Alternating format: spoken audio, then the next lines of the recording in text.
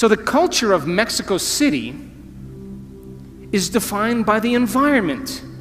You eat certain foods, you like certain music, you relate with one another because of the environment in which you live in. And that culture is created from the environment, which is different than the culture of Mongolia, because it's a different environment and they have different traditions, they have different customs, because they've had to survive in a different environment. And so what unifies individual traits and universal traits is called culture. Now think about this. Most cultures are defined by the customs they have, the traditions, the language, their survival skills, their habits, their attitudes, their beliefs, their history, their arts, their social structures that have unified them as an individual culture. Are you still with me? So the people you work with, the people you relate with, the people you interact with, you share a similar culture that bonds you both as an individual and as a species called human beings. And Mexicans are different than Australians because they live in a different environment and they have different traditions. You still with me? But we could say then that culture typically is defined by things that have worked in the past. So then, most cultures then have a choice. To create a new culture means then you have to define your culture as a vision of the future.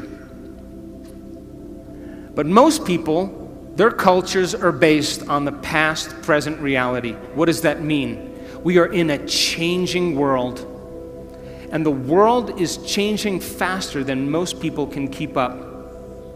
And if you are going to stay defined by a memory of the past, you will not keep up with this culture because we are creating a global culture. So then, what defines the vision of the future to change a culture? And the answer is a very clear intention, a clear purpose combined with an elevated emotion. And when you combine a clear intention, like a vision of the future, along with an elevated emotion of inspiration and joy, you will create an empowered individual. But here's the problem. To the materialist who's waiting for their wealth to show up to feel abundant, they're in their past. The person who's waiting for the success to feel empowered is in their past. The person who's waiting for their healing to feel wholeness, they're in their past.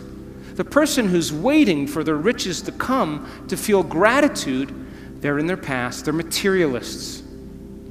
In other words, you have to feel empowered in order for your success to show up.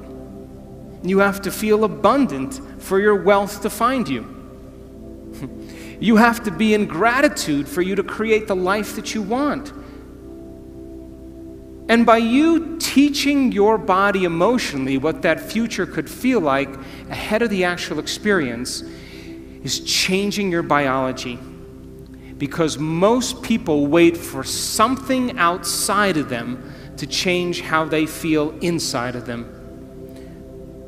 And when something outside of them changes how they feel inside of them, they pay attention to whoever or whatever caused that, and they create a memory. That's the old model of reality of cause and effect, waiting for something outside of you to take your pain away inside of you. The new model of reality is about causing an effect. That means then you have to feel gratitude every day for your new experience to occur. You can't wait for your success to feel empowered. You have to be empowered to create the success. And when you teach people how to do this, and they move into a new state of being, they begin to create the life that they want. How many people are still with me? But to the materialists, they would say, well, no, I'm going to wait for my money to come and then I'm going to give thanks. And those people pretty much are living by the emotions of the past. And if you're living by the emotions of the past, you are viewing your future through the lens of the past, and your vision will fade. Because when you bring up an elevated emotion, you will see the vision clearly. And leaders in history that changed the world knew how to change a culture. Look at Martin Luther King. He talked about justice and then got enough people inspired that they felt empowered enough to do something about it. People came out of the resting state. And so then you share the same brain as Martin Luther King. And being defined by a vision of the future begins to change a culture. But most people have the same thoughts or the same intentions, and they live by the same familiar emotions, and for the most part, they're in their past. So the future then is created by a clear intention and an elevated emotion, now listen closely, that you have to cultivate in your inner environment of thoughts and feelings. But most people, by the old self, are living from past memories that are created from knowledge and experience from something that happened outside of them. Some experience or trauma that defined them. And getting a person beyond the old self then is the great work. That's what we're here for.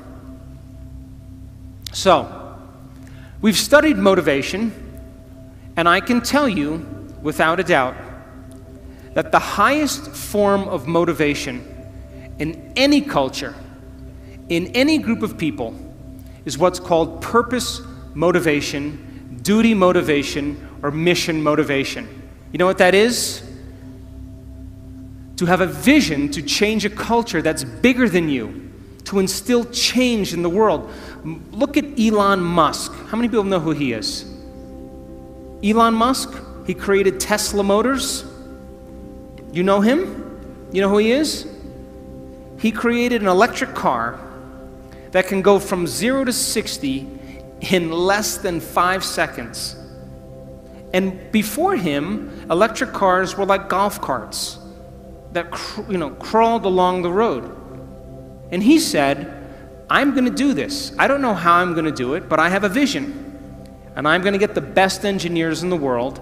And instead of creating a new product and selling it to a corporation, I'm going to get a group of people to share the same vision as me. I'm going to change the world by changing our reliance on oil. And I am going to make a difference in the world, and I am going to make a lot of money. Why not? And so people said, no, that's not possible. And he held on to that vision. And now Motor Trend magazine never rated a car close to 100. They rated the Tesla car 103. It's the best car on the road. And it relies on no gas at all. That's a vision of the future.